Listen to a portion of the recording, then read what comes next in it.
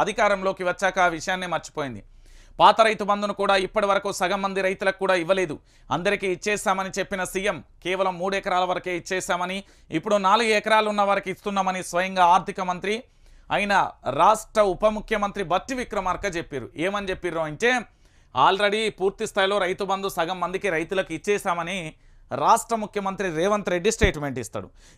లేదు గవాళ్ళకి ఎక్కడ ఇచ్చినాం, అసలు ఇయ్యలేం, 3 ఎకరాల వరకే ఇచ్చినాం, ఇప్పుడు 4 ఎకరాల నుంచి ఇస్తున్నాం అని రాష్ట్ర ఉప ముఖ్యమంత్రి అయిన బట్టి విక్రమార్క గారు చెప్తారు.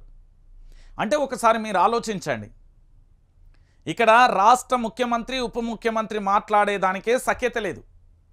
అంటే వీళ్ళు చెప్పే మాటలు మనం ఎంతవరకు నమ్మచ్చు?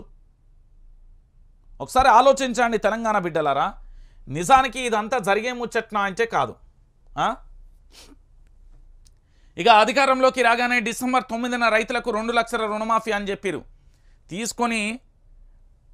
తీసుకొని వాళ్ళు ఉంటే వెంటనే తెచ్చుకోండి, మేము రాగానే రుణమాఫీ చేస్తామని అన్నారు. కానీ 100 రోజులు అవుతున్న ఇప్పటి వరకు కూడా రుణమాఫీకి అతి గతి లేని పరిస్థితి కనబడుతుంది. ఇక దీని గురించి పెద్దగా చర్చించాల్సిన అవసరం లేదు. ప్రతిరోజు కూడా చెప్తూనే ఉన్నా, ఏంది అంటే వీళ్ళు కేవలం హామీలను ఇస్తారు, ఆ హామీలు వాళ్లకు గుర్తు రావాలి. కుంభకర్ణుడు కాక నిద్రపోతాడు కదా, ఇట్లా నిద్రపోయినప్పుడు వాళ్ళ చుట్టూ ఉండే సైన్యం వచ్చి ఆయన ఎప్పుడైతే లేపుతారో గప్పుడే ఆయన కూడా లేస్తాడు. గదే జరుగుతుంది తెలంగాణలో, గుర్తుపెట్టుకోరి తెలంగాణ బిడ్డలారా, గదే జరుగుతుంది. ఇక్కడ వీళ్ళు చెప్పే ముచ్చట గట్లనే ఉంటుంది. ఇక 1,00,000కు పైగా ధరణి సమస్యలు పరిష్కరించామని సర్కార్ చెప్పుకుంటుంది. కానీ రైతులను ఎవరిని పలకరించినా తమ సమస్య అలాగే ఉందని, తమను ఎవరు సంప్రదించలేదని చెప్తున్నారు. ఇక ధరణికి సల్లగుండా ఈ ధరణినికి పూర్తి స్థాయిలో తెలంగాణ రాష్ట్ర వ్యాప్తంగా కూడా అరిగోసబడ్డారు. కానీ ధరణికి సంబంధించి ఇప్పటి వరకు ఈ రాష్ట్ర ప్రభుత్వం ఏం చెప్పింది అంటే, ఏమీ సమస్యలు అన్నీ తీర్చేసాం, ఎక్కడా ధరణి సమస్యలు లేవు అంటూ కడిగిన ఆనిముత్యాల లెక్క శుద్ధపూసల లెక్క చెప్తున్నారు. కానీ రియాలిటీ ఏంది? ఇప్పటి వరకు తెలంగాణలో ధరణి సమస్య మీద గిట్ల పుల్ల కూడా సూపు కూడా చూడలే. అంటే వాళ్ళ సెక్రటరియట్ల సచివాలయంలో వాళ్ళు ఏమైనా చేస్తే మనం చెప్పలేం. కానీ రియాలిటీలో మాత్రం రైతుల దగ్గరికి వీళ్ళు పోలే.